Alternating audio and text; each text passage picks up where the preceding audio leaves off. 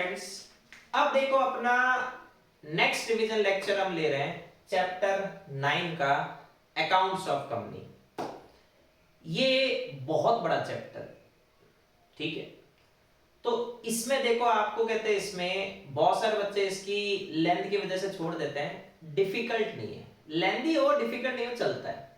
और yellow yellow तो खैर खास तौर से कर लो, आप काफी हद तक सेफ हो। तो सबसे पहला देखो इसके अंदर गिवन है books of accounts. Books of accounts देखो क्या है, रिकॉर्ड ही तो है जो कंपनी ट्रांजैक्शन कर रही है उसका। तो उन बुक्स ऑफ अकाउंट्स में क्या क्या आएगा? सबसे पहला all sums of money received and expended by company, कितना आया कितना गया, ठीक है। All sales and purchase of या तो गुड्स या सर्विसेज या दोनों made by company. All assets and liabilities of company. Next chapter के एंड में अपन ये कहते हैं, इसमें पोर्शन करेंगे 148 cost audit.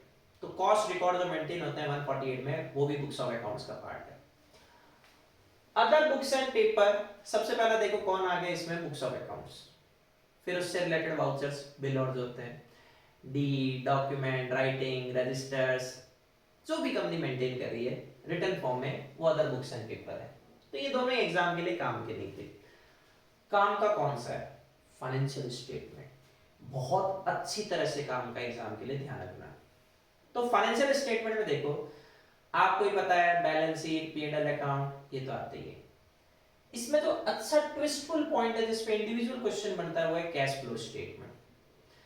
Cash flow statement normally financial statement का पार्ट होता है, लेकिन ये कुछ कंपनी है, OPC, small company, dormant company, startup private company, जिसको ministry of commerce and industry ने, या फिर कहते हैं इसमें department for promotion of industry and internal trade ने स्टार्टअप का स्टेटस दे रखा हो, वो वाली प्राइवेट कंपनी।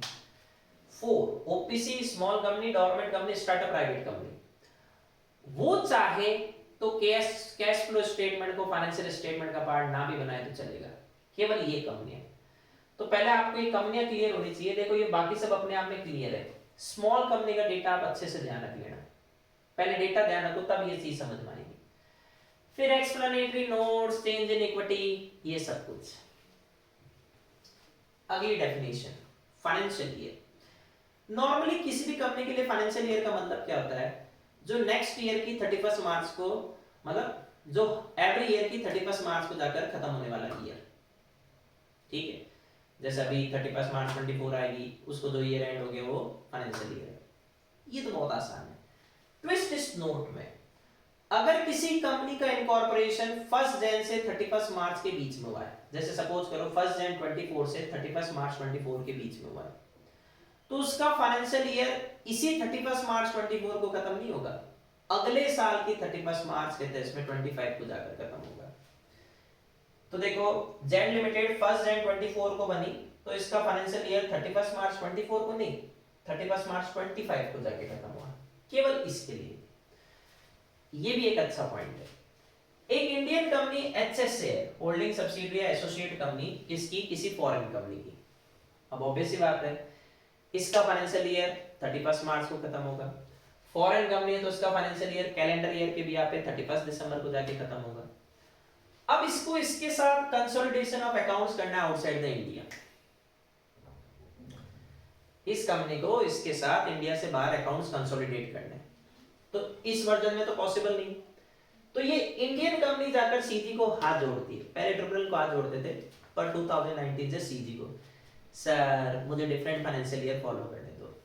सीजी कहती है कर ले। तो मतलब खुद वॉलंटरली डिसाइड नहीं कर सकती, सीजी के रूल से करेगी। ये तो खत्म हो गया। अगर कोई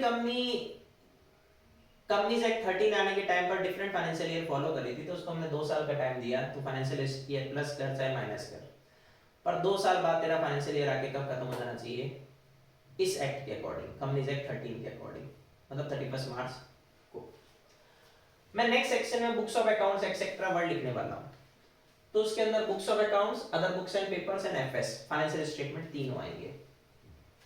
तो देखो books of accounts etcetera to be kept by company, general requirement. देखो बुक्स ऑफ अकाउंट्स हर कंपनी मेंटेन करती है, एवरी ईयर के लिए मेंटेन करती है, पर उसमें होने क्या चाहिए? सत्य वचन, true and fair view of state of affairs of company, company के भी और ब्रांच ऑफिस के भी। अब ट्रू एंड फेयर व्यू का मतलब कोई मिस स्टेटमेंट नहीं, मतलब बोल बचल नहीं, फेयरली सब कुछ कहते हैं, इसमें बातें रिप्रेजेंट कर दो। एक्रूवल बेसिस पे मेंटेन करनी है, तो एक्रूवल बेसिस क्या है, एक अकाउंटिंग एजम्पशन, जो किसका अपोजिट है, कैश बेसिस। वो कह रहा है सर जैसे ही कोई इनकम और एक्सपेंडिचर ड्यू हुआ या एक्रू हुआ उसी समय एंट्री ठोक दो, कैश का वेट करने की जरूरत नहीं है। तो कंपनी एक्रूवल बेसिस पे एंट्री करती है, कैश पे नहीं। डबल एंट्री सिस्टम, एक एंट्री दो अकाउंट्स में, एक डेबिट वाली जगह और एक क्रेडिट वाली। ईयर एंड पे दोनों अकाउंट का बैलेंस निकालेंगे, जीरो और की गलती है तो आसानी से पता चल जाएगा। Place for maintenance of books of accounts, मैंने लास्ट क्लास में भी आपको समझाया था, येलो वाले टॉपिक एग्जाम के लिए काम के, ठीक है, तो आपका ही फायदा है। आप चाहे बीएसआई के स्टूडेंट तो आप ये बात ऑलरेडी जानते हो, नहीं तो आप मेरे से पर्सनल कहते हैं इसमें क्लास ले रहे हो तो भी ये जानते हो, और केवल आप रिवीजन ले रहे हो तो भी येलो वाले वर्जन अपने कहते हैं नोटबुक में ऐसे कहते हैं स्टार बना लेना, इन पे क्वेश्चंस बनते हैं, ठीक है। तो बुक्स ऑफ अकाउंट्स नॉर्मली कहां मेंटेन करते हैं, रजिस्टर्ड ऑफिस पे। अगर बीओडी चाहे रजिस्टर्ड ऑफिस कंजस्टेड एरिया में फंस गया तो प्लेस चेंज कर ले, पर इसके बारे में हमें क्या करना है, आरओसी को इंटीमेट करना है विद इन 7 डेज में फॉर्म एओसी 5 में नए एड्रेस के साथ। Maintenance of books of accounts etcetera in electronic form, देखो आजकल कहते हैं इसमें सब सॉफ्टवेयर का यूज करते हैं, ऐसा हाथों वाले एंट्री का जमाना खत्म। तो आप उसको इस तरीके से मेंटेन करो जिससे बाद में उसकी एक्सेस कहां पर हो जाए, इंडिया में, मतलब बाद में कोई इंस्पेक्ट करना चाहे तो इंडिया में इंस्पेक्ट कर सके। Audit trail and edit log, 1 अप्रैल 23 से जो भी कंपनियां अकाउंटिंग सॉफ्टवेयर यूज लेते हैं उनको ऐसा अकाउंटिंग सॉफ्टवेयर यूज में लेना है जिसमें किसका फीचर हो, audit trail and edit log, date and time wise entry including change का भी, और ये फीचर डिसेबल नहीं होना चाहिए, क्योंकि देखो कंपनी मैनिपुलेशन कैसे करती, एंट्री को चेंज और करके। अब ऑडिटर का काम कितना आसान हो जाएगा अगर डेट और टाइम वाइज एंट्री हो जाए, उसे पता चल जाए ओरिजिनल एंट्री है या नहीं है। मेंटेनेंस ऑफ ओरिजिनल रिकॉर्ड, जो आपने ट्रांजैक्शन जनरेट किए, ब्रांच ऑफिस ने रजिस्टर्ड ऑफिस को सेंड किए, रजिस्टर्ड ऑफिस ने सेंड रिसीव किए, उनमें कोई चेंज नहीं होना चाहिए। Proper display, storage and backup, proper display का मतलब आपके यहाँ पर कोई कहते हैं इसमें कंप्यूटर हो, प्रिंटर हो, तभी तो डिस्प्ले होंगे। बैकअप, पहले कहते हैं इसमें पीरियडिकल बेसिस था, मतलब क्वार्टरली बेसिस, अब डे टू डे बेसिस, तो डेटा एक दिन से ज्यादा उड़ नहीं सकता। और लेजिबल फॉर्म, मतलब इजीली अपन कहते हैं रीड कर सके। कंपनी जब आरओसी को 137 में फाइनेंशियल स्टेटमेंट फाइल करेगी तो अपन देखेंगे जिस सर्विस प्रोवाइडर का आप सॉफ्टवेयर यूज ले रहे हो उसकी डिटेल दो, उसका नेम, आईपी कहते हैं इसमें एड्रेस, उसकी लोकेशन, बुक्स क्लाउड और पर मेंटेन हो रही तो उसकी detail. Books of accounts branch अपने ऑफिस पर मेंटेन करेगी, उसके समराइज पीरियडिकल रिटर्न कहां पर भेज देगी, रजिस्टर्ड ऑफिस पे, तो हम मान लेंगे आप 128 फॉलो कर रहे हो। बुक्स ऑफ अकाउंट्स को इंस्पेक्शन डायरेक्टर कर सकता है, प्रमोटर कर सकता है, कहां जाएगा, रजिस्टर्ड ऑफिस जहां मेंटेन हो रही, कब जाएगा, ड्यूरिंग बिजनेस आवर्स।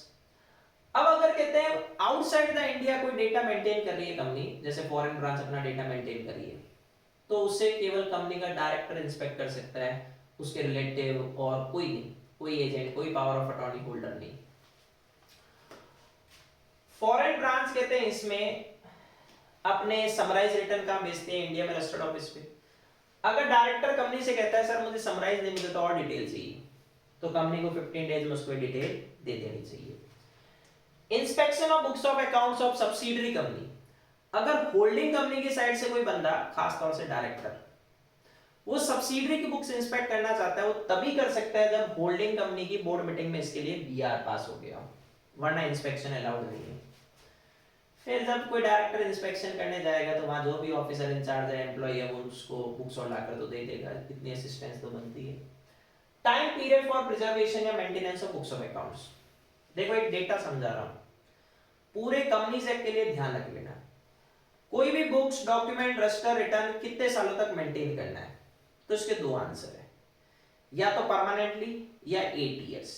परमानेंटली कौन सा, जो नेचर में परमानेंट डेटा हो, जैसे रजिस्टर ऑफ मेंबर है, परमानेंटली मेंटेन करो। बुक्स तो हर साल बनती है, तो इसको कितने इयर्स मेंटेन करना है, 8 इयर्स। अगर किसी कंपनी को अभी बने हुए 8 इयर्स हुए नहीं, तो कभी ना कभी तो 8 इयर्स होंगे, जब तक नहीं हो तब तक सारे सालों के मेंटेन करो। कब 8 ईयर से ज्यादा मेंटेन करनी पड़ सकती है, अगर कोई कंपनी अंडर इन्वेस्टिगेशन चल रही है और सेंट्रल गवर्नमेंट कह रही है भाई तो 8 ईयर से ज्यादा मेंटेन कर, तो कर लो।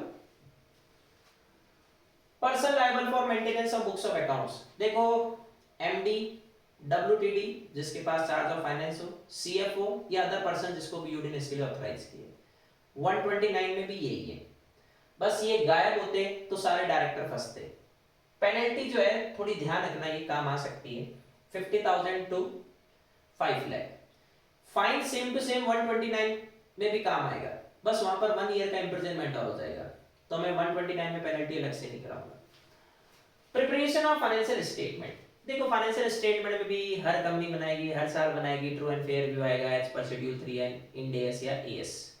शेड्यूल 3 के दो डिवीजन है, एक में कहते हैं इसमें एएस का कनेक्शन है और दूसरे में इंड एएस का। Non applicability of section 129 clause 1, ये कुछ स्पेशल कंपनियां हैं, इनके ऊपर लगने वाले स्पेशल एक्ट कहते हैं सर आपको कुछ मैटर ना बताने की छूट दी जाती है, तो ये स्पेशल कंपनियां उस एग्जेम्प्टेड मैटर को नहीं बताती, जिसकी छूट किसने दी है? स्पेशल एक्ट ने। सेक्शन 129 क्लॉज 1 का कॉन्ट्रावेंशन नहीं हुआ, अरे जिस मैटर की छूट मिली है वो क्यों बताएंगे? स्टिल इनके माने जाएगा स्पेशल कंपनियों के फाइनेंशियल स्टेटमेंट सत्य वचन कर रहे हैं, true and fair view. Laying of financial statement accept eight AGM, only audited financial statement company की वेबसाइट पे जाते हैं और कहते हैं इसमें एजीएम में रखे जाते हैं, अनऑडिटेड को हमने अलाउड कहते हैं इसमें नहीं किए, ठीक है। और इनके साथ auditors report, boards report, explanatory notes ये भी जाएंगे। सीएफएस कंसोलिडेटेड फाइनेंशियल स्टेटमेंट, देखो सीएफएस कैश फ्लो स्टेटमेंट का एब्रिविएशन मत बनाओ, consolidated financial statement, financial statement consolidated financial statement. X limited एक होल्डिंग कंपनी है, इसके फाइनेंशियल स्टेटमेंट में प्रॉफिट 100 करोड़ का रहा है। वाई लिमिटेड इसकी सब्सिडियरी कंपनी है, इसके फाइनेंशियल स्टेटमेंट में लॉस 50 करोड़ का रहा है। अगर सब्सिडियरी लॉस में तो लॉस अल्टीमेटली तो काउंट होल्डिंग का ही होगा, पर इसमें तो दिख नहीं रहा। अब इस फाइनेंशियल स्टेटमेंट और इस फाइनेंशियल स्टेटमेंट दोनों को मिलाकर हम जिसको बना रहे हैं वो क्या है? सीएफएस। तो देखो प्रॉफिट 50 करोड़ दिखेगा। तो सीएफएस होल्डिंग कंपनी के शेयर होल्डर्स को प्रॉपर नॉलेज प्रोवाइड करने के लिए कहते हैं इसमें बनाए जाते हैं। तो कौन सी कंपनी सीएफएस बनाने के लिए लायबल है? जिसकी सब्सिडियरी कंपनी है, सब्सिडियरी में अपन एसोसिएट कंपनी और जॉइंट वेंचर कंपनी वर्ड को भी इंक्लूड करेंगे। Duty of holding company, holding company कहते हैं इसमें अपने मेंबर्स को अपने फाइनेंशियल स्टेटमेंट भेजेगी, सीएफएस भी भेजेगी, पर कंपेयर करने के लिए एक और डेटा चाहिए, तो वो सब्सिडियरी कंपनी के फाइनेंशियल स्टेटमेंट के सेलिएंट फीचर्स भी भेज देगी फॉर्म एओसी 1 में। सीधी कंसोलिडेशन ऑफ अकाउंट्स के रूल्स बनाएगी फालतू में। सीएफएस भी एजीएम में रखे जाते हैं। Manner for preparation, audit and adoption of CFS, जिस तरीके से होल्डिंग कंपनी के फाइनेंशियल स्टेटमेंट बनते हैं, उनकी ऑडिट होती है और शेयर होल्डर्स ओआर पास करके अडॉप्ट करते हैं, उसी तरीके से सब्सिडियरी के फाइनेंशियल स्टेटमेंट बनेंगे, उसी तरीके से सीएफएस बनेंगे। एग्जेम्पशन फ्रॉम सेक्शन 129 क्लॉज 3 और प्रिपरेशन ऑफ सीएफएस, कौन सी कंपनी को सीएफएस बनाने की जरूरत नहीं है या बना लिए तो एजीएम में रखने की जरूरत नहीं है। 5 एक्सेप्शन है, एक फालतू है 4 काम के। अगर होल्डिंग कंपनी के ऑल मेंबर्स कहते हैं इसमें रिटर्न में कह दें सर आप सीएफएस नहीं रखोगे ना, कोई दिक्कत नहीं, हम इसको चैलेंज नहीं करेंगे, तो जरूरत नहीं है। अनलिस्टेड कंपनी है फिर जरूरत नहीं है। अगर इसकी अल्टीमेट होल्डिंग कंपनी जो चेन में सबसे ऊपर है या इंटरमीडिएट होल्डिंग कंपनी जो चेन में बीच में है, वो आरओसी को सीएफएस फाइल कर देती है, मतलब आरओसी को सीएफएस फाइल करने के बाद आपके पास चॉइस है कि आप एजीएम में रखो या नहीं रखो। ये केवल 1 साल के लिए था, क्योंकि देखो पहले एसोसिएट कंपनी का कॉन्सेप्ट नहीं था।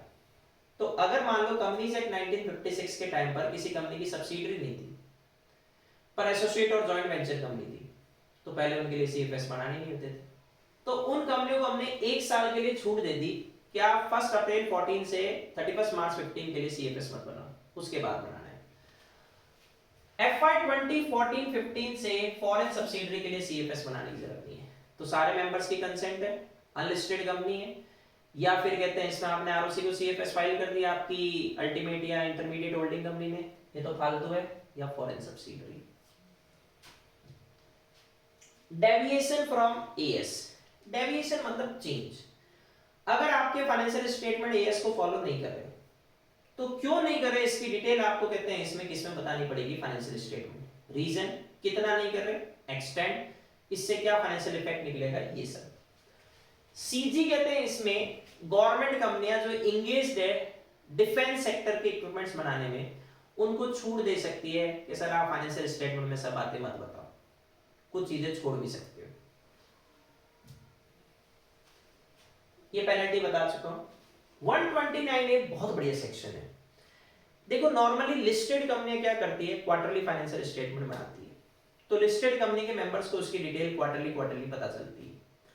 अनलिस्टेड कंपनियां क्या बनाती है, ईयरली, तो उनको उस डिटेल का कहते हैं इसमें क्या नहीं होता है, बीच में आइडिया नहीं होता। अब बायजूस देखो, एक साल पहले 1,82,000 करोड़ की कुछ कंपनी, एक साल बाद 8,200 करोड़ की कंपनी, एक अट गया, पीछे से जीरो अट गया तो बेचारे शेयर होल्डर को तो निकलने का मौका ही नहीं मिला। तो सीजी के पास पावर है, वो क्लास और क्लासेस ऑफ अनलिस्टेड कंपनी को कह सकती है पीरियडिकल फाइनेंशियल स्टेटमेंट बनाओ, इसकी ऑडिट कराओ और फिर उसके रिटर्न आरओसी को विद इन 30 डेज में फाइल कर दो। आरओसी को फाइलिंग के लिए वैसे तुक्का 30 डेज होता है। Reopening of books of accounts और recasting of financial statement on order of court और ट्रिब्यूनल। बुक्स क्लोज कर दी मतलब उस साल एंट्री नहीं होगी, फिर से रीओपन हुई इसका मतलब उसमें कुछ गलती है। ये पर्सन सीजी से भी इनकम टैक्स अथॉरिटी मेनली ये ध्यान रखना, ये एप्लीकेशन देते हैं किसको, कोर्ट या ट्रिब्यूनल, सर इस कंपनी के बुक्स ऑफ अकाउंट्स खुलवा दो या फाइनेंशियल स्टेटमेंट कहते हैं फिर से रिवाइज करवा दो। कोर्ट और ट्रिब्यूनल कहता है हवा में तुक्के मारो या कोई एविडेंस है, पहले रिप्रेजेंटेशन दो, ये कहता है सर भर के एविडेंस है। अब कोर्ट या ट्रिब्यूनल उस रिप्रेजेंटेशन को देखकर सोचता है भाई बात तो सही कह रहे हैं, पहले वाले फाइनेंशियल स्टेटमेंट फ्रॉडुलेंट मैनर से बने या कंपनी के अफेयर्स का मिसमैनेजमेंट हुआ है, इसलिए फाइनेंशियल स्टेटमेंट पे भरोसा नहीं किया जा सकता। तो कोर्ट या ट्रिब्यूनल कंपनी को क्या देता है, ऑर्डर कि सर आपको बुक्स खोलनी पड़ेगी। तो मतलब जब तक ये ऑर्डर नहीं आता तो कंपनी बुक्स वापस से रीओपन करने या फाइनेंशियल स्टेटमेंट को रिवाइज करने के लिए लायबल नहीं है। अब कितने साल की बुक्स खुलवा सकते हो, ये ध्यान रखना, कैलकुलेशन है। जो भी आपका करंट फाइनेंशियल ईयर है -8 इयर्स, जैसे सपोज करो करंट एफवाई आपका 23-24 है, इसमें -8 इयर्स कर दो तो आंसर क्या आएगा, एफवाई 15-16 तक की आप बुक्स खुलवा सकते हो। ये सिंपल आंसर है। पर एक एक्सेप्शन है, अगर बुक्स कहते हैं इसमें आपने 8 ईयर से ज्यादा के लिए मेंटेन की सेंट्रल गवर्नमेंट के ऑर्डर पर, जो हमने 128 क्लॉज 5 में देखा था, तो जब मेंटेन हो रही है तो खुल भी जाएंगी। 131, अगर आप नवंबर 23 तक के स्टूडेंट थे तो 131 में थोड़ा चेंज आया, पहले छोटू सा था अब मोटू सा हो गया, इसमें चेंज है। Voluntary revision of financial statement और बोर्ड्स रिपोर्ट। एक दिन कंपनी का बीओडी खाली बैठा था, उसने सोचा बैठे बैठे क्या करे, करना है कुछ काम, चलो पुराने फाइनेंशियल स्टेटमेंट और बोर्ड रिपोर्ट ही पढ़ ले। जब पढ़ा तो पता चला उसमें तो केवल बोल बचे हैं, मतलब फाइनेंशियल स्टेटमेंट 129 के अकॉर्डिंग नहीं बने, बोर्ड रिपोर्ट 134 के अकॉर्डिंग नहीं बने, तो बीओडी इसको क्या करना चाहता है, रिवाइज। क्या वो कर सकता है, यस। कितने सालों के, 3 immediate preceding financial year, current year में से -3 कर दो, कितनी बार, only once in a financial year. अब ये जो only once in a financial year है, ये केयरफुली ध्यान रखना, for each of 3 immediate preceding financial year. साल में खोलोगे तो एक बार ही, पर पिछले 3 सालों के खोल सकते हो ना, तीनों के लिए एक बार है।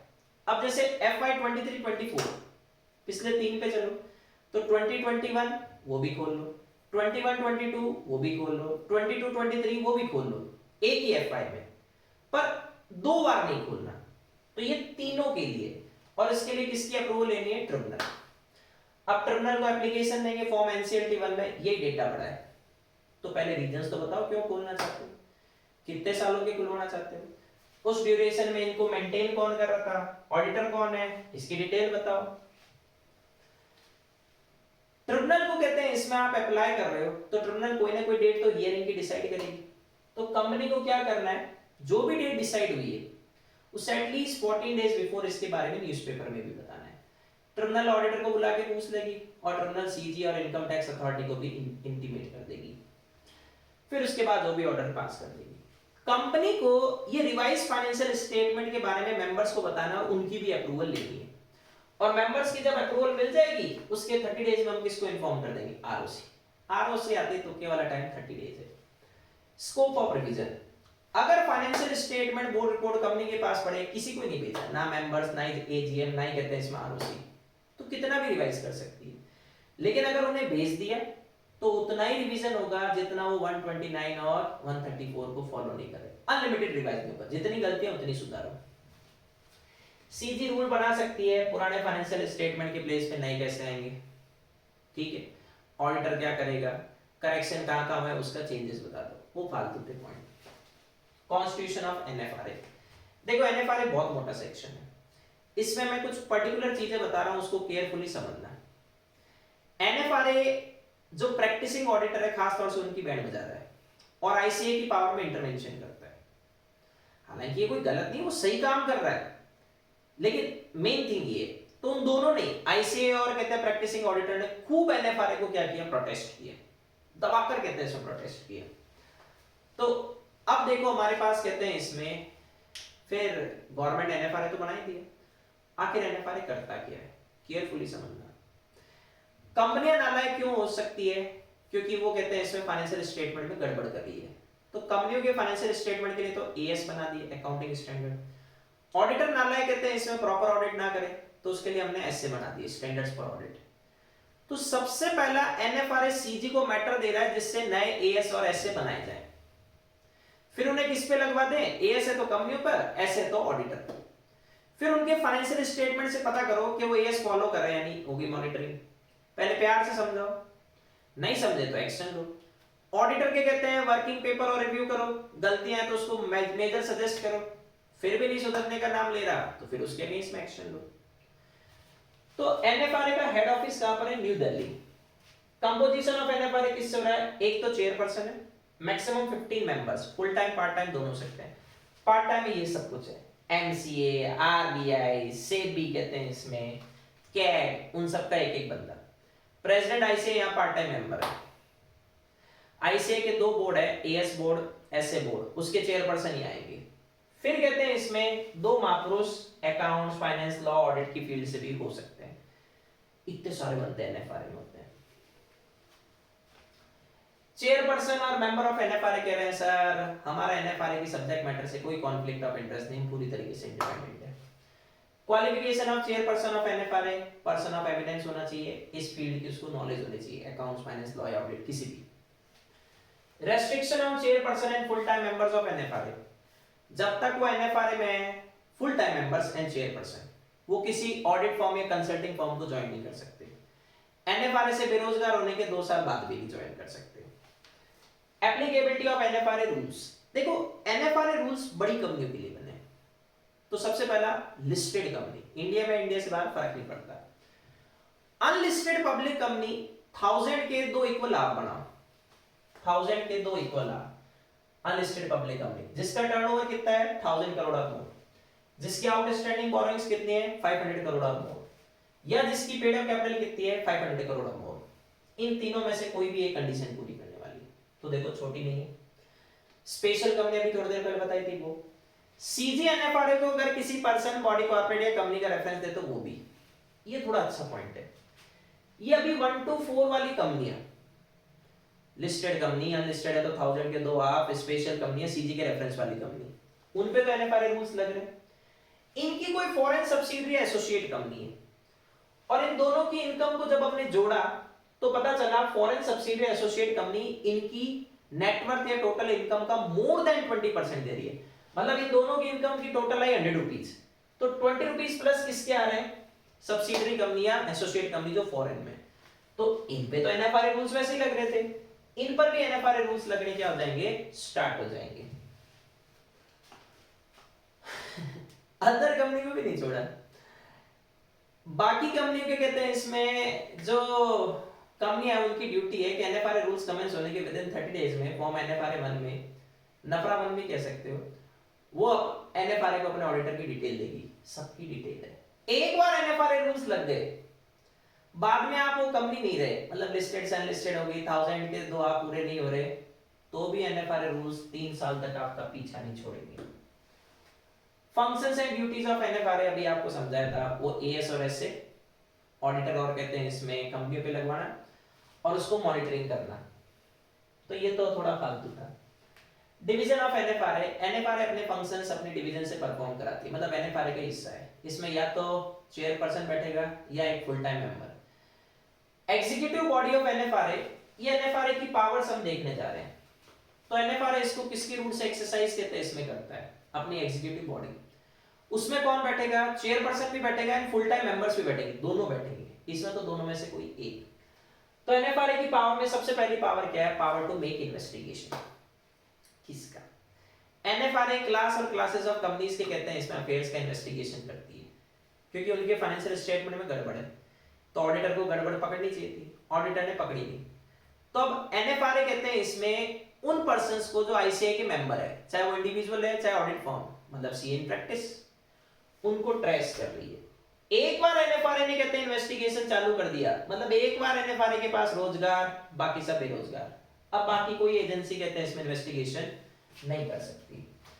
सिविल कोड की पावर भी एनएफआरए को मिली है। देखो सिविल कोड के पास दो तरीके से एविडेंस आती है, एक डॉक्यूमेंट्री एविडेंस, तो एनएफआरए को लगता है ये बुक्स डॉक्यूमेंट्स मेरे सामने होना चाहिए, तो पहले डिस्कवर करो कौन सा बुक, फिर किसके पास है उसे कहो मेरे पास प्रेजेंट कर दो, प्रोड्यूस कर दो। फिर एनएफआरए बंदों को बुला सकता है, उसके लिए उनको नोटिस भेजेगा, उसका टेक्निकल नाम है समन, प्यार से नहीं है तो जबरदस्ती उठाएंगे, वारंट, प्रॉपर्टी अटैच करना, एनफोर्सिंग अटेंडेंस। फिर जिसको उठाया उसके डॉक्यूमेंट और इंस्पेक्ट कर लो, कोई विटनेस बीमार है हमारे पास नहीं आ सकता, एनएफआरए अपने ऑफिसर को क्वेश्चन की लिस्ट के साथ उसके पास भेज देता है, इसको बोलते हैं issuing commission for examination of witness. ये अच्छा पॉइंट है। अगर प्रोफेशनल और अदर मिसकंडक्ट कहते हैं प्रूव हो गया, मतलब पता चल गया कि ऑडिटर नालायक है, देखो 6 मंथ से 10 इयर्स के लिए एनएफआरए उसको बैन कर सकता है। किससे, कोई फाइनेंशियल स्टेटमेंट की ऑडिट नहीं, कोई इंटरनल ऑडिट नहीं, कोई वैल्यूएशन सर्विसेज नहीं, एनएफआरए क्या कहेगा, चल साइड हट। फाइन ठोकेगा वो अलग है, फाइन तो खैर कोई भी दे देता। अब इंडिविजुअल ऑडिटर है तो आप उसको कहते हैं 1 लाख का फाइन या 5 time of fees received, whichever is less. यहां मजा आ जाता अगर 2 लाख कर देते फिर 10 टाइम्स बन जाता, पर इधर 5 लाख और 10 times of fees received audit firm पर है। अब जिसपे फाइन ठुका या उसको डिबार कर दिया तो उसकी अपील किसको कर सकता है, अपीलेट ट्रिब्यूनल को। ये पॉइंट आईपीएफ अथॉरिटी जैसे हैं, एनएफआरए अपनी मीटिंग बुला सकता है, एनएफआरए को बंदे सीधी भेज रहे हैं, एनएफआरए अकाउंट्स बनाएगा कैग से कंसल्ट करके, ऑडिट कैग करेगी, फिर एनएफआरए एनुअल रिपोर्ट बनाएगा, ये सब कुछ सीजी को देगा, सीजी यहां फॉरवर्ड कर देगी, वो तो फालतू था। 133 एंड 143 9 एंड 10 सीजी के पास पावर है, वो एएसएनएस से बना सकती है। पहले आईसीए सीजी को मैटर देती थी, सीजी एनएफआरए से कंसल्ट करती थी, फिर सीजी कहते हैं इसमें एएसएस से बनाती थी। आजकल एनएफआरए सीधा मैटर आईसीए से उठाता है, एएसएसए का एग्जिस्टिंग एएसएसए में चेंज कर, किसको फॉरवर्ड करता है, सीजी को, फिर सीजी नए एएसएसए बना देती है। सीजी ने अपनी पावर एमसीए को देती, तो एएस और इंडीएस किसने बनाया, एमसीए ने, मिनिस्ट्री ऑफ कॉर्पोरेट अफेयर्स। 134 इसमें येलो देखो केयरफुली, आधा येलो और आधा व्हाइट, मतलब आधा टॉपिक आमतौर और आधा फालतू। Authentication of financial statement and preparation of boards report, पहला हिस्सा ले रहे हैं authentication of financial statement. Authentication किसके लिए आ रहा है, approval, financial statement including CFS अगर है तो, मतलब सब्सिडियरी एसोसिएट और है तो। पहले कौन अप्रूव करेगा, बीओडी, उसके बाद ये मापुरुष साइन करेंगे। अब ये मापुरुष साइन करेंगे, इस पे एग्जाम में क्वेश्चन बनता है, ठीक है। तो कौन कौन करेंगे, चेयरपर्सन साइन करेगा कंपनी का अगर बीओडी ने ऑथराइज किया, मान के चलना क्वेश्चन में उसका नाम ही नहीं लेगा कि वो ऑथराइज है। चेयरपर्सन को ऑथराइज नहीं किया तो 2 डायरेक्टर साइन करेंगे, जिसमें से एक कौन होगा, एमडी। अब वो क्वेश्चन में क्या करता है, एमडी का नाम जरूर रखेगा पर उसके साइन नहीं करवाएगा। फाइनेंशियल स्टेटमेंट सीधा वर्ड नहीं लेके बैलेंस शीट, पीएनएल और ये यूज में ले सकता है। तो 2 डायरेक्टर, इसमें से एक कौन होना चाहिए, एमडी। फिर कंपनी के पास सीईओ है और वो डायरेक्टर की पोजीशन में, तो एक साइन उसके आ जाएंगे, सीएफओ के साइन आ जाएंगे, सीएस के भी साइन आएंगे। ये डायरेक्टर और सीएस जरूर ध्यान रखो। फिर ऑडिटर को हम केवल approved financial statement by BOD ही देते हैं, फिर ऑडिटर अपनी रिपोर्ट पे साइन कर देगा। ओपीसी में एक डायरेक्टर से काम हो जाता है, भाई डायरेक्टर्स पब्लिक कंपनी में मिनिमम 3, प्राइवेट में 2, ओपीसी में 1 से काम करता है। तो ओपीसी में साइन फिर कौन कर देगा? अकेला डायरेक्टर। ये आपको पहले बता चुका हूँ, फाइनेंशियल स्टेटमेंट के साथ इनकी भी कॉपी सर्कुलेट होती है। ये साइन और ये दोनों मिक्स करना है अगर एग्जाम में क्वेश्चन आ जाए। नेक्स्ट भर भर के थ्योरी आने वाली है, प्रिपरेशन ऑफ बोर्ड्स रिपोर्ट। देखो boards report stand alone financial statement के बेसिस पे बनती है, खुद कंपनी के, लेकिन इसमें हम सब्सिडियरी, जॉइंट वेंचर, एसोसिएट की परफॉर्मेंस और क्या इसके बारे में हाईलाइट दे देते हैं। बोर्ड रिपोर्ट के जो कंटेंट्स हैं, जितने इंटर के पॉइंट है, जैसे शुरुआत वाले 10 पॉइंट वो फॉलो कर लो, बाकी छोड़ देना। क्या क्या? एनुअल रिटर्न बोर्ड रिपोर्ट के साथ जोड़ते हैं, बोर्ड मीटिंग कितनी बुलाई उसकी डिटेल आ जाएगी, डायरेक्टर रिस्पांसिबिलिटी स्टेटमेंट अभी कराऊंगा वो भी आ जाएगा। फिर ऑडिटर ने अगर फ्रॉड्स और रिपोर्ट कहते हैं इसमें की है, पर सीजी के अलावा वाले, अब सीजी को अपन देखेंगे नेक्स्ट चैप्टर में, 1 करोड़ या उससे ज्यादा के फ्रॉड रिपोर्ट करते हैं, तो ये 1 करोड़ से कम वाले। ऑडिटर ने अपनी रिपोर्ट में आरोप लगाया बीओडी पे, आप चोर हो, अब बीओडी इस पे एक्सप्लेनेशन और कमेंट्स दे रहा है, नहीं सर आपको गलतफहमी है। मतलब ऑडिटर अपनी रिपोर्ट में observation, qualification, adverse remarks, reservation जो भी लगाता है, चाहे कंपनी ऑडिटर लगाए चाहे सेक्रेटरी ऑडिट लगाए। फिर कंपनी का अफेयर्स कैसे चल रहा है इसके बारे में बता दो, रिजल्ट्स में अगर कोई पैसा ट्रांसफर किया है, डिविडेंड के नाम पर कोई पैसा रिकमेंड किया है उसकी डिटेल बता दो, सीएसआर कमेटी किस किस से बनी है, कौन सी सीएसआर एक्टिविटी ली है, सीएसआर पे खर्चा नहीं कर पाए तो उसके रीजन, ये सब इंटर के पॉइंट है। अब ये बाकी पॉइंट कहते हैं इसमें देखो थोड़े एक्स्ट्रा है, इसमें एक एक्स्ट्रा आप और ध्यान रखो, annual performance evaluation report, listed company and other public company जिसकी पेड अप कैपिटल कितनी है 25 करोड़ और मोर, उसके पूरे बीओडी ने, बोर्ड कमेटी ने या इंडिविजुअल डायरेक्टर ने जितना रेम्यूनरेशन लिया उतना न्याय किया नहीं, उसकी annual performance report. Government company के ऊपर कोई ना कोई मिनिस्ट्री डिपार्टमेंट लगता है तो गवर्नमेंट कंपनी को कहते हैं इसमें एनुअल परफॉर्मेंस रिपोर्ट अलग से बनाने की जरूरत नहीं है क्योंकि मिनिस्ट्री डिपार्टमेंट बना देगा। ये सारे फाइनल के पॉइंट है, छोड़ दो। एक रूल 8 और है, इसमें थोड़े से एक्स्ट्रा पॉइंट है।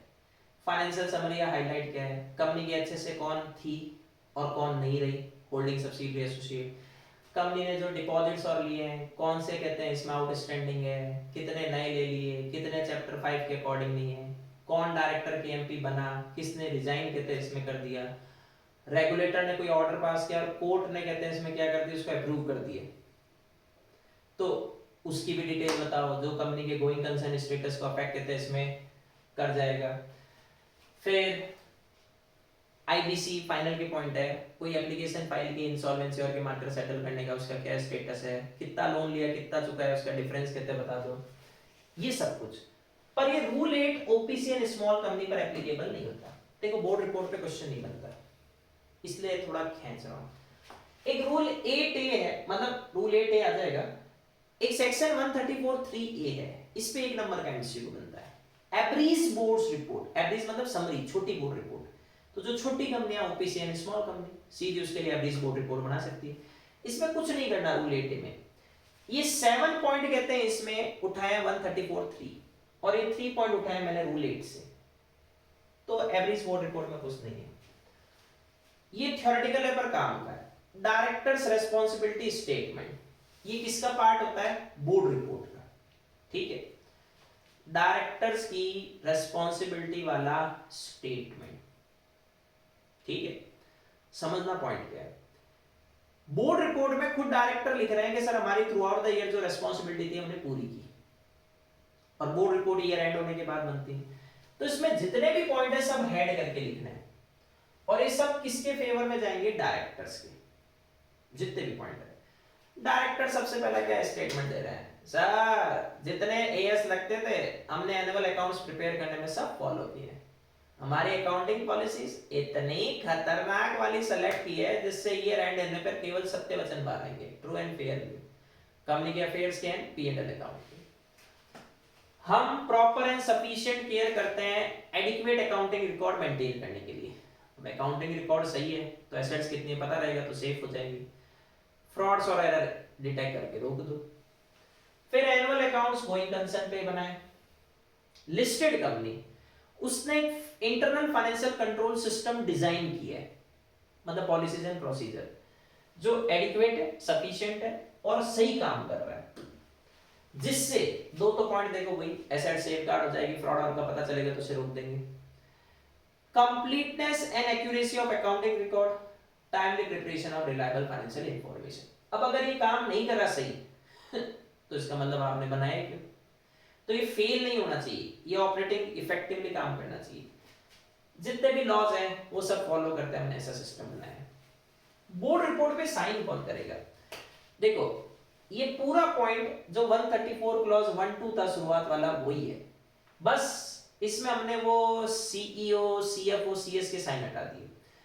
तो बोर्ड रिपोर्ट पे नॉर्मल कंपनी में कौन साइन करेगा? चेयरपर्सन, अगर बीओडी ने उसको ऑथराइज किया, और चेयरपर्सन को कहते हैं बीओडी ने ऑथराइज नहीं किया तो वही 2 डायरेक्टर जिसमें से एक एमडी।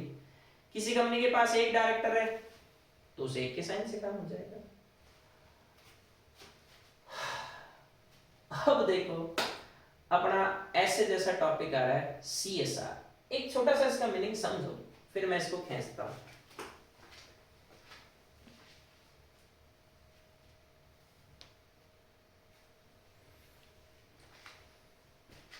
देखो सीएसआर बहुत लेंथी टॉपिक है, आईसीए के मॉड्यूल पे जाओगे तो 20 पेज खींच जाएगा।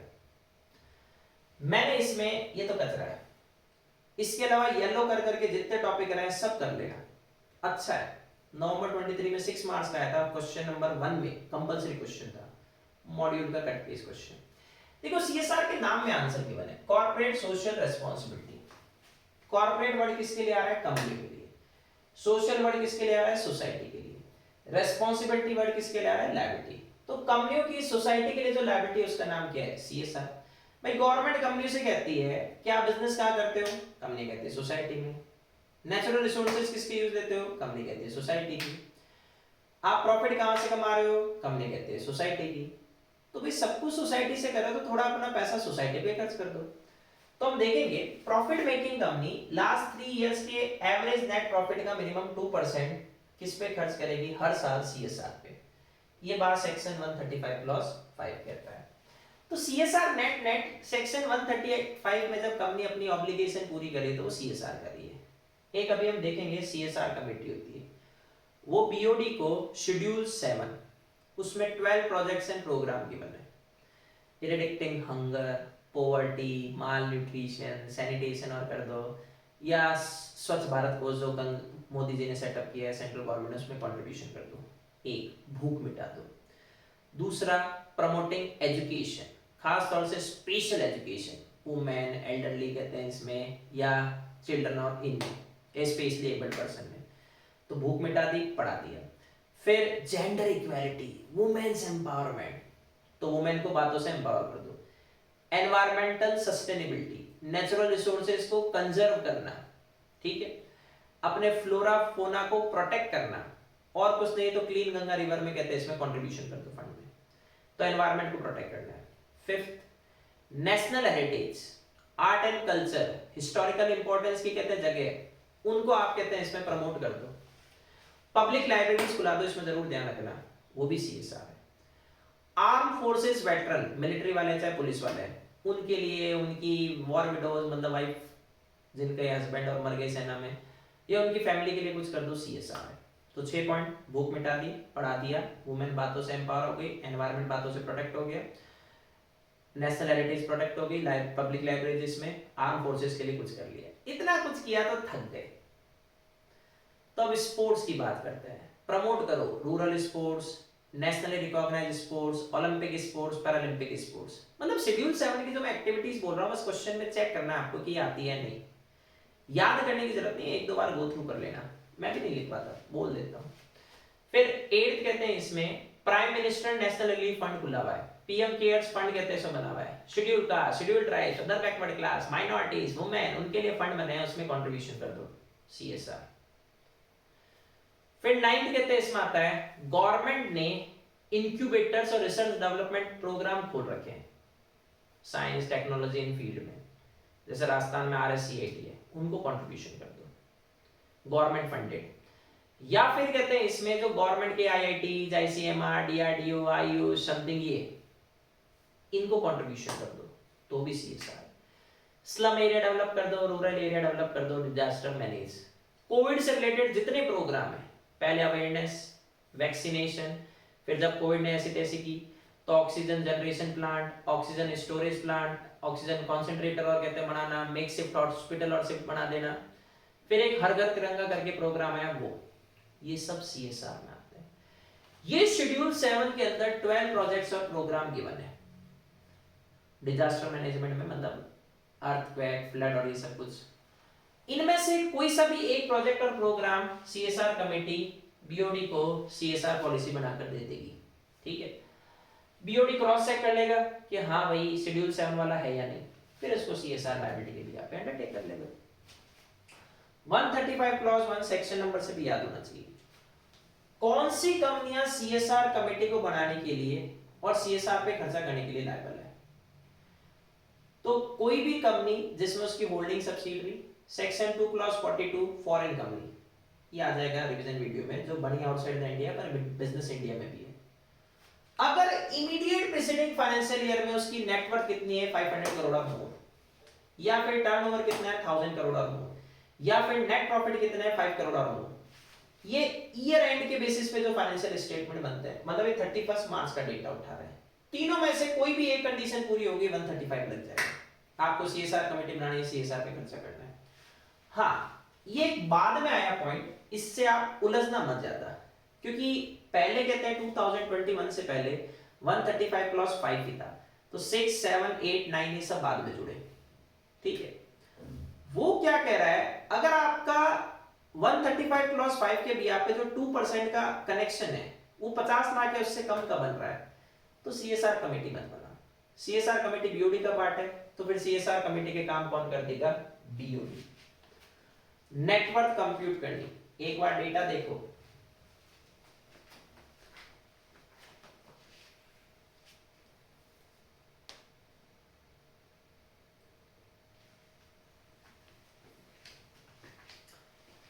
ये आनी चाहिए कैलकुलेशन, पेड अप कैपिटल और reserves created out of profit, पर इसमें से किसको हटा दो, revaluation reserve, write back of depreciation, फिर amount in securities premium account, credit balance in P and L account, profit, ये प्लस, इसमें से माइनस किसको करना है, एक्यूमुलेटेड लॉसेस, डेफर्ड एक्सपेंडिचर जो अभी तक राइट ऑफ नहीं हुए, फिर miscellaneous expenditure and debit balance of P and L account.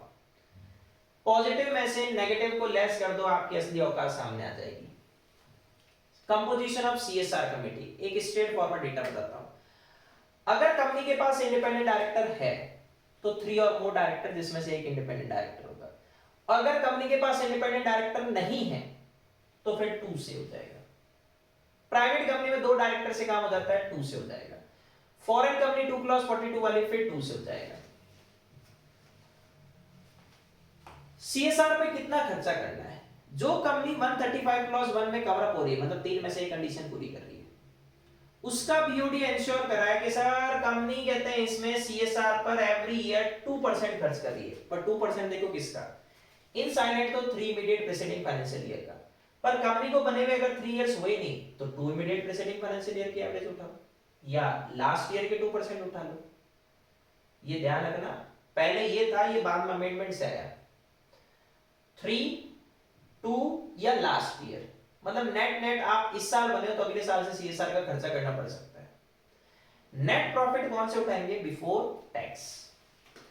अगर कंपनी नहीं खर्च कर पाई तो बोर्ड रिपोर्ट में रीजन बता दे।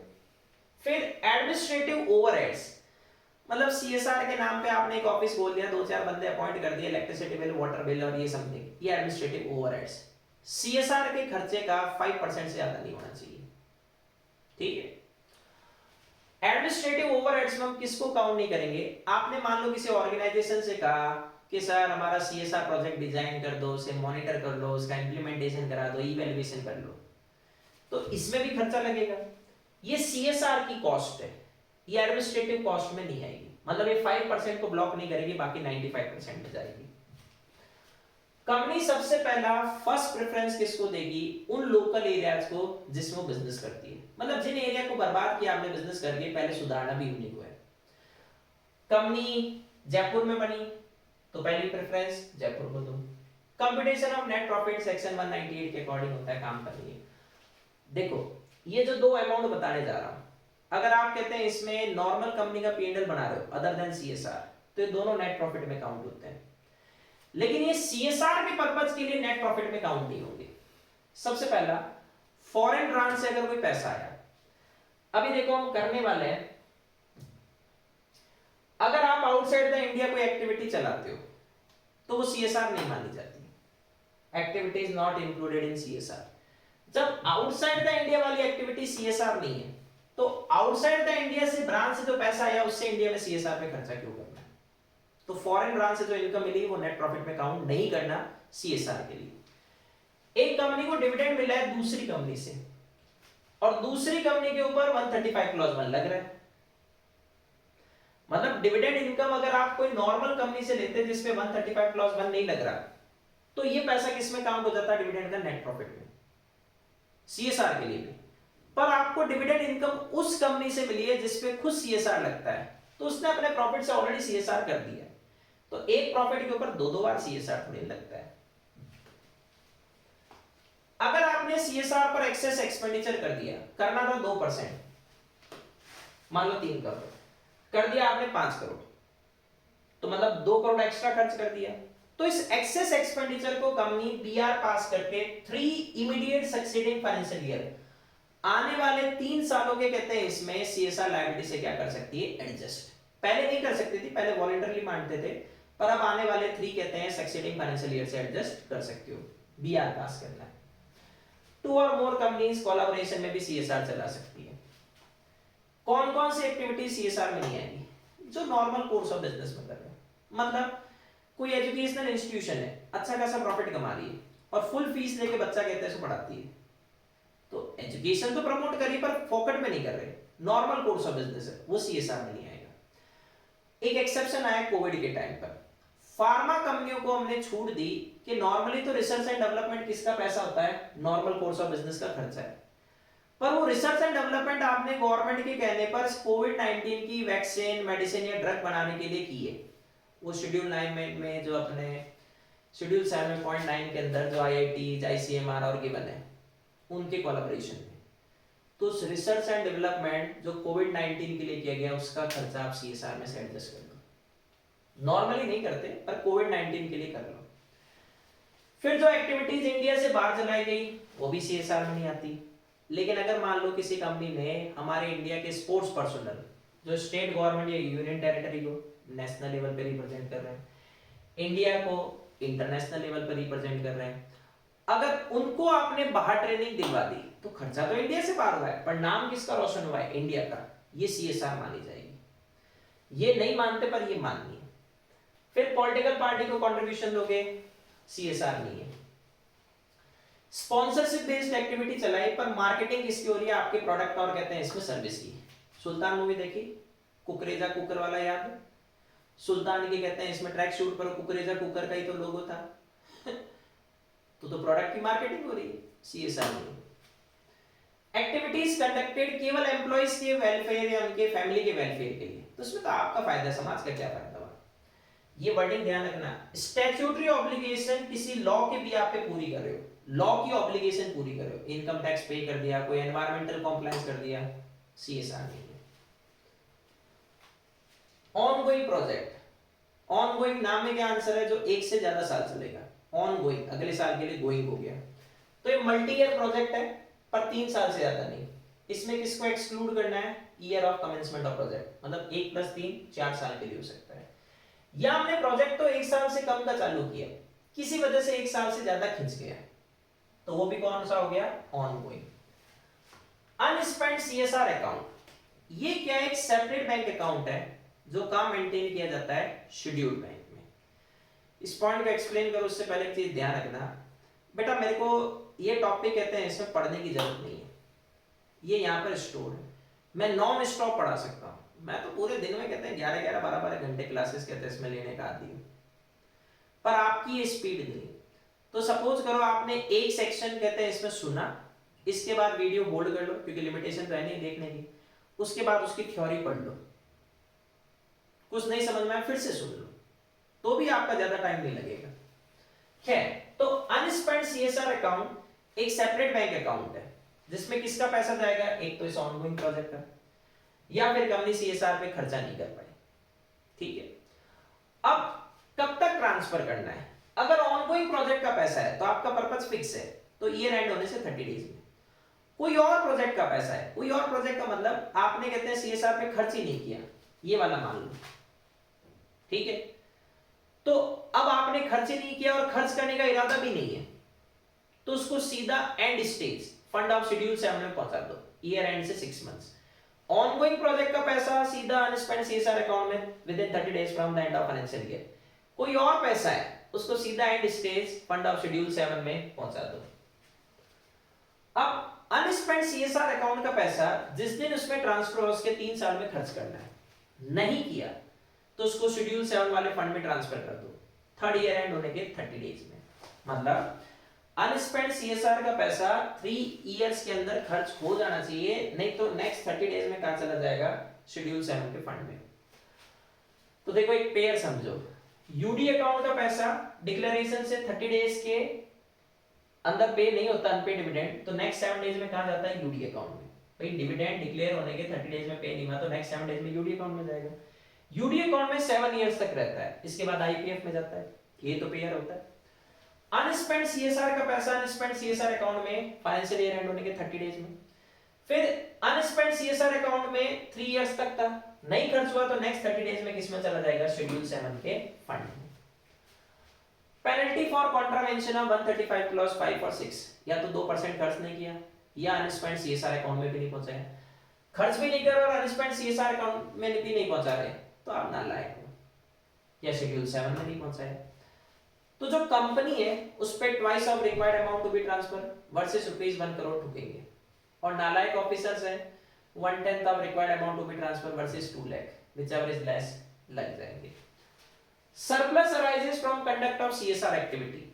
मान लो आपने वुमेन हॉस्टल खुलवा दिया वुमेन्स एम्पावरमेंट के लिए, पर कैंडिडेट कॉस्ट आ रही है 4000 रुपए, आप चार्ज कर रहे हो 5000 रुपए, तो 1000 रुपए बच रहे हैं। तो ये सरप्लस कंपनी के बिजनेस प्रॉफिट का पार्ट नहीं है, ये सीएसआर से कमाया, तो किस पे खर्च करना है, सीएसआर पे, सेम प्रोजेक्ट पे।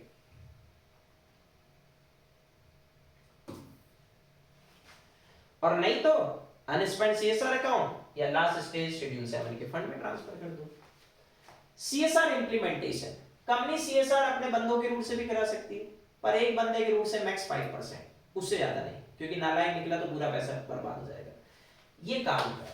सेक्शन 8 कंपनी रजिस्टर्ड ट्रस्ट या सोसाइटी के रूट से भी करा सकते हो, आपने बनाया कोई दिक्कत नहीं, भरोसा करो। सीजीएसडी ने बनाया कोई दिक्कत नहीं, भरोसा करो। किसी और ने बनाया, पहले चेक करो जैसी सीएसआर एक्टिविटी हम करना चाहते हैं वैसी चलाने का उसका 3 इयर्स का ट्रैक रिकॉर्ड है या नहीं, या किसी पब्लिक अथॉरिटी के रूट से भी करा लो, पर इनका रजिस्ट्रेशन पहले सीजी अब आरओसी के पास होना चाहिए। ये फॉर्म सीएसआर 1 में प्रैक्टिसिंग सीएसीएस सीएमएस से वेरीफाई करवा लेंगे, और सिस्टम इनको यूनिक सीएसआर रजिस्ट्रेशन नंबर दे देगा, मतलब वो एंटिटी रजिस्टर्ड होनी चाहिए। इंपैक्ट असेसमेंट ऑफ सीएसआर, अगर आप किसी एरिया में लास्ट 3 ईयर से एवरेज 10 करोड़ खर्च कर रहे हो, 10 करोड़ मतलब 3 सालों में 30 करोड़ खर्च कर दिया एवरेज, तो उस एरिया में कुछ सुधार दिखना चाहिए, नहीं दिखना चाहिए। तो क्या सुधार हुआ, उस इंपैक्ट का असेसमेंट हम किससे करवा रहे हैं, इंपैक्ट असेसमेंट एजेंसी से, जिसका 1 साल का वैसा एक्सपीरियंस हो इंपैक्ट असेसमेंट का, कम से कम 1 करोड़ रुपए के लिए। अभी पैसा तो लेगी, तो 2% ऑफ सीएसआर का कहते हैं खर्चा, इसको भी दे सकते हैं, या वर्सेस ₹50 लाख जो भी ज्यादा हो। पहले ध्यान रखना यहाँ 5% हुआ करता था। क्रिएशन और acquisition of capital assets from amount of CSR, CSR के पैसे से आपने कोई कैपिटल एसेट्स बनाए, तो क्या ये कंपनी के नाम पे बननी चाहिए, नहीं, ये वही किसी सेक्शन 8 कंपनी रजिस्टर्ड ट्रस्ट या सोसाइटी के नाम से, या कहते हैं सेल्फ हेल्प ग्रुप या सीएसआर के बेनिफिशियरीज या पब्लिक अथॉरिटी के नाम से। जैसे वो वुमेन हॉस्टल बनाया आपने, तो किसके नाम से बनाओगे, इनके नाम से, कंपनी के नाम से नहीं। पर पहले कंपनी क्या होती थी, नालायक होती थी, वो खुद के नाम से बना लेती थी, ये पहले कंपनी की नालायकी कहते हैं थी। तो ऐसे केस में हमने उन कंपनियों से कहा कि उस कैपिटल एसेट्स को उन तीनों पर्सन, जो ये तीनों है, इनमें से किसी के नाम पे ट्रांसफर करो। सीएसआर अमेंडमेंट रूल 2021 आने के 180 डेज में, और मैक्सिमम एक्सटेंशन कितनी हो सकती है, 90 डेज। अदर पॉइंट्स देखो, अब ये सीएसआर की लास्ट स्लाइड है, ये वन ऑफ इवेंट सीएसआर नहीं है, सीएसआर कंटीन्यूअस अप्रोच है, तो सीएसआर प्रोजेक्ट और प्रोग्राम मोड में चलाना है। एक फॉरेन होल्डिंग कंपनी की इंडियन सब्सिडियरी है, उसको सीएसआर पे खर्चा करना था, अगर वो फॉरेन कंपनी खर्चा इंडिया में कर देती है सब्सिडियरी के नाम पर, कोई दिक्कत नहीं। कंपनी किसी इंटरनेशनल ऑर्गेनाइजेशन की मदद ले सकती है। सीएसआर को कहते हैं इसमें डिजाइन, इंप्लीमेंट कहते हैं इसमें मॉनिटर या इवैल्यूएट करने में, या अपने बंदों को कैसे सीएसआर का काम करना है उसमें ट्रेनिंग दिलवाने में, कोई दिक्कत नहीं।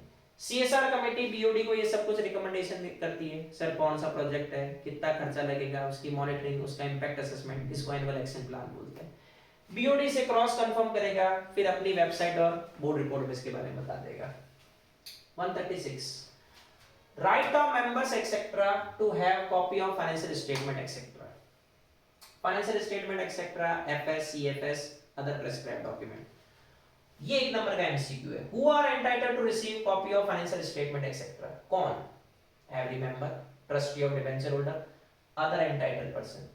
इसको ओपन मत करना, यही रहने देना। वैसे डायरेक्टर ऑडिटर होता है पर नहीं करना। एक स्टेप बता रहा हूं, समझो। ईयर एंड होता है, फाइनेंशियल स्टेटमेंट बनते हैं, उनकी ऑडिट होती है। ऑडिटेड फाइनेंशियल स्टेटमेंट हम मेंबर्स को नोटिस ऑफ एजीएम के साथ भेजते हैं। तो नोटिस ऑफ एजीएम की लेंथ क्या होती है? नॉर्मल कंपनी में 21 clear days notice, section 8 company में 14 क्लियर डेज नोटिस। इसी के साथ मेंबर्स को क्या किए जाते हैं? ये फाइनेंशियल स्टेटमेंट भेजे जाते हैं। अगर शॉर्टर नोटिस है तब भी फाइनेंशियल स्टेटमेंट भेजना है, पर इन मेंबर्स की आपको क्या लेनी होगी? अप्रूवल। इस दोनों पॉइंट को चेक करके देखो फर्क क्या है।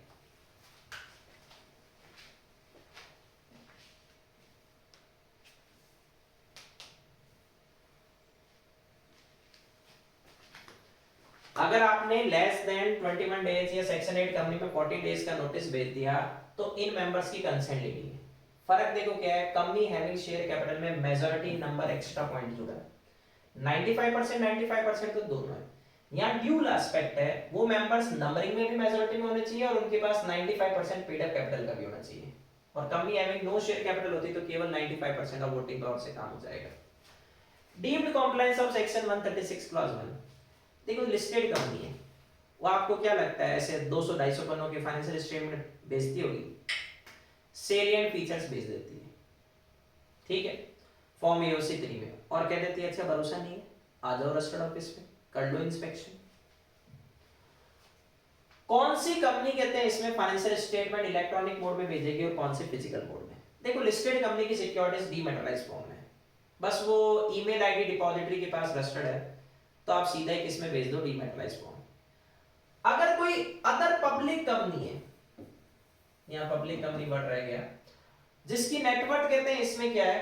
मोर देन 1 करोड़, या टर्नओवर क्या है? More than 10 crore. Net worth more than 1 crore, turnover more than 10 crore, तो वो भी किससे भेज सकती है? डीमैटेरियलाइज्ड फॉर्म से, या तो इलेक्ट्रॉनिक मोड से, या तो सिक्योरिटीज डीमैटेरियलाइज्ड फॉर्म में हो, या फिर मेंबर ने कहते हैं इसमें हाँ बोल दियो कि सर मैं तो एनवायरमेंटल फ्रेंडली हूं, पेपर बचाओ, मुझे तो आप इलेक्ट्रॉनिक मोड से भेजो, तो फिर सिक्योरिटीज चाहे डीमैटेरियलाइज्ड फॉर्म में नहीं है तो भी भेज सकते हैं। तो नेट रिजल्ट क्या निकला? सिक्योरिटीज डीमैटेरियलाइज्ड फॉर्म में इलेक्ट्रॉनिक मोड, सिक्योरिटीज डीमैटेरियलाइज्ड फॉर्म में नहीं है पर मेंबर ने हाँ बोल रखी है इलेक्ट्रॉनिक मोड के लिए, फिर भेज दो, बाकी को फिजिकल मोड में। Modes for sending of financial statement bye Nidhi company, काम का डेटा है। कौन से मेंबर को पर्सनली फाइनेंशियल स्टेटमेंट भेजेंगे, किसको पब्लिकली? तो गरीब मेंबर को पब्लिकली। निधि कंपनी का जहां आर है वहां के लोकल लैंग्वेज के न्यूज़पेपर में, और निधि कंपनी की नोटिस बोर्ड में बता दो इस दिन एजीएम हो रहा है, आ जाना। पर जिन मेंबर्स के पास कहते हैं more than 1% of paid up capital है या मोर देन 1000 रुपीस के फेस वैल्यू के शेयर्स है, उनको पर्सनली आप फाइनेंशियल स्टेटमेंट भेजोगे, नोटिस ऑफ एजीएम और भेजोगे। इन मेंबर्स को लेस पे मत दिमाग मत लगाओ, इन दोनों में से कोई भी एक डेटा पूरा करने वालों को निधि कंपनी को पर्सनली डेटा भेजना पड़ेगा। 136 एंड 137 दोनों में कुछ कॉमन पॉइंट है, समझो। कोई भी लिस्टेड कंपनी है और उसकी सब्सिडरी कंपनी भी है, तो लिस्टेड कंपनी अपनी वेबसाइट पर अपने फाइनेंशियल स्टेटमेंट तो लगाएगी ऑडिटेड, सब्सिडरी के फाइनेंशियल स्टेटमेंट भी लगाएगी और साथ में सीएफएस भी लगाएगी। तो लिस्टेड होल्डिंग कंपनी को अपनी सब्सिडरी कंपनी के फाइनेंशियल स्टेटमेंट वेबसाइट पे लगाना है, और कोई मेंबर मांग भी ले कि सर मुझे सब्सिडरी कंपनी के भी फाइनेंशियल स्टेटमेंट दो, देने पड़ेंगे। इंडियन लिस्टेड होल्डिंग कंपनी है और उसकी फॉरेन सब्सिडरी कंपनी है। होल्डिंग कंपनी इंडिया की लिस्टेड है और फॉरेन की सब्सिडरी। तो हमने आज ही देखा था सीएफएस नहीं बनाने फॉरेन सब्सिडरी के लिए, पर यहां उल्टी गंगा है। फॉरेन सब्सिडरी ने फॉरेन लॉज को कंप्लाई करने के लिए सीएफएस बनाया, तो नेट नेट सीएफएस बन गए, तो इसे अपनी वेबसाइट पे भी रखना है। बनाए इसने, ये अपनी वेबसाइट पे रखेगी। सब्सिडरी किसी ऐसे देश में जहां पर कहते हैं ऑडिट करवाने की जरूरत नहीं होती है फाइनेंशियल स्टेटमेंट की, कोई बात नहीं, ये अनऑडिटेड फाइनेंशियल स्टेटमेंट अपनी वेबसाइट पे रखेगी। नॉर्मली ऑडिटेड रखे जाते हैं, पर इस केस में रखना है। सब्सिडरी के फाइनेंशियल स्टेटमेंट इंग्लिश लैंग्वेज में नहीं है, कोई बात नहीं, इसको translated copy of financial statement English language में अपनी वेबसाइट पे रखने पड़ेगा। ये आपका 136 137 filing of copy of financial statement etcetera with ROC. देखो ये तो फॉर्मेलिटी है, फॉर्म नंबर और ज्यादातर है, मेन काम के डेटा पर आते हैं। बहुत अच्छा डेटा है।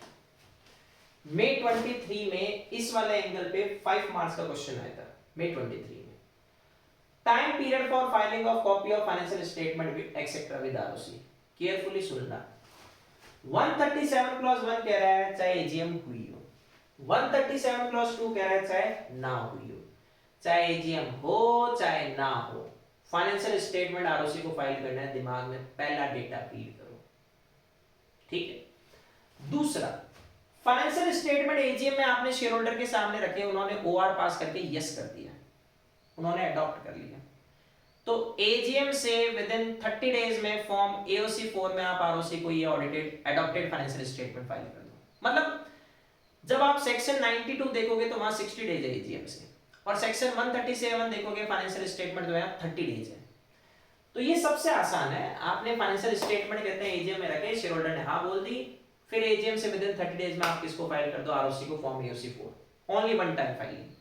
समस्या कब आएगी, जब शेयर होल्डर ने फाइनेंशियल स्टेटमेंट को हाँ नहीं बोली, उन्होंने अडॉप्ट नहीं किया, तो हमने एजीएम को फ्यूचर डेट के लिए एडजॉर्न किया, फिर वहां हाँ बोली, 2 बार फाइल करो, एक बार अनअडॉप्टेड वाले वही एजीएम से 30 डेज, और दूसरी बार एडॉप्टेड वाले वो एडजॉर्न एजीएम से 30 डेज, 2 बार फाइलिंग एक क्लिक होनी चाहिए।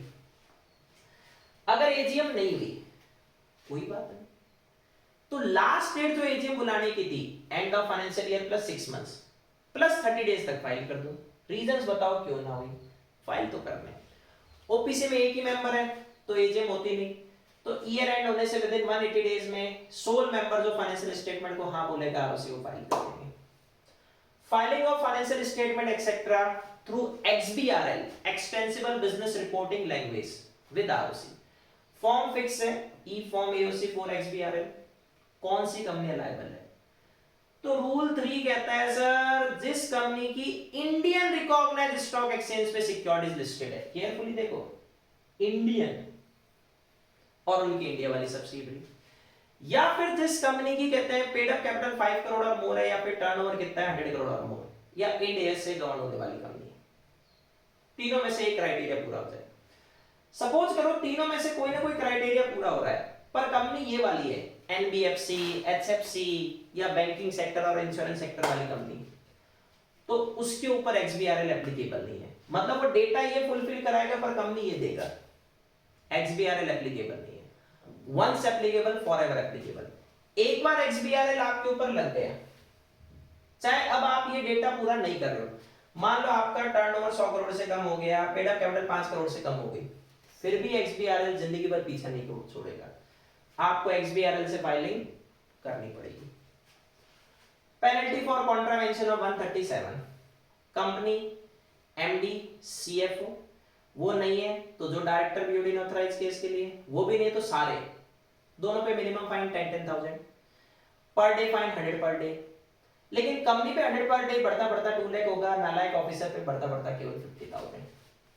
अब अपन आ गए लास्ट सेक्शन पे 138, internal audit.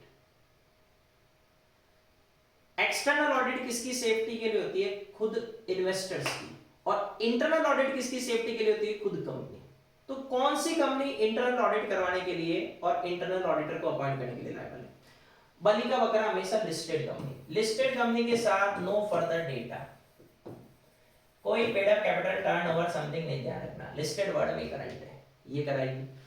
Unlisted public company, मैंने स्विंग को रीअरेंज किया है, देखो डबल डबल डबल बनाने के लिए 25 करोड़, 50 करोड़, 100 करोड़, 200 करोड़, पर इसके साथ क्या लगेगा ये ध्यान रखो और केयरफुली समझना। जिसके ऊपर आउटस्टैंडिंग डिपॉजिट पिछले फाइनेंशियल ईयर में किसी भी दिन हो, साल के बीच में और एंड में सही हो गए, मतलब साल के बीच में कहते हैं 25 करोड़ हुए और एंड में 20 करोड़ रह गए, तो भी इंटरनल ऑडिट करवानी है। या पेड अप कैपिटल कितनी है 50 करोड़ और मोर, ये तो 31 मार्च की है। या फिर आउटस्टैंडिंग लोन या बोरोइंग फिर वो any point of time of immediate preceding financial year, साल के बीच में भी हो गए, data exceeding 100 crore, internal audit कराओ, चाहे आप 31 मार्च को वापस उधार लो, या टर्नओवर 200 करोड़। इन चारों में से कोई भी एक डेटा। प्राइवेट कंपनी, ये 3rd and 4 यहां ले आओ, बस 3rd and 4 ये वाले। अब इंटरनल ऑडिट कौन कर सकता है? कोई भी सीए सीएमए, चाहे प्रैक्टिस में या नहीं, फर्क नहीं पड़ेगा। अदर प्रोफेशनल चाहे वो भी प्रैक्टिस में या नहीं, फर्क नहीं पड़ेगा। बीओडी को लगता है ये कंपनी की एक्टिविटीज और फंक्शंस की इंटरनल ऑडिट कर सकता है, करवा लो। इवन एक कंपनी के एम्प्लॉयमेंट में भी हुआ तो भी दिक्कत नहीं, ना भी हुआ तो भी दिक्कत नहीं। ये ट्रांजिशनल पीरियड तो 138 के टाइम पर जो भी एग्जिस्टिंग कंपनियां थी, मतलब जब 138 लगा तो उनको 6 मंथ्स में कॉम्प्लायंस पूरा करना है। बीओडी या ऑडिट कमेटी, अगर ऑडिट कमेटी है वो, नहीं तो बीओडी। इंटरनल ऑडिटर से कंसल्ट करके डिटरमाइन करता है scope, function, method of internal audit, कहां इंटरनल ऑडिट करनी है, कितने टाइम के लिए करनी है, कैसे करनी है, ये सब कुछ। तो इंटरनल ऑडिट में एक तो ये एंगल ध्यान रखो, और एक ये वाला डेटा केयरफुली ध्यान रखना, और इसमें ये और ये तो भाई साहब खतरनाक काम के, क्योंकि during any point of time of immediate preceding financial year, साल के बीच में भी अगर ये डेटा फुलफिल हो गया तो भी इंटरनल ऑडिट करवानी। तो मेरे साइड से ये चैप्टर 9 खत्म। बहुत लेंथी चैप्टर था, आप भी समझ सकते हो। वीडियो कैसे लगता है नालायक को, कम से कम कहते हैं इसमें इतना तो आपका व्यू बनता है, तो लाइक एंड कमेंट्स कहते हैं इसमें भेज दो। Bye bye.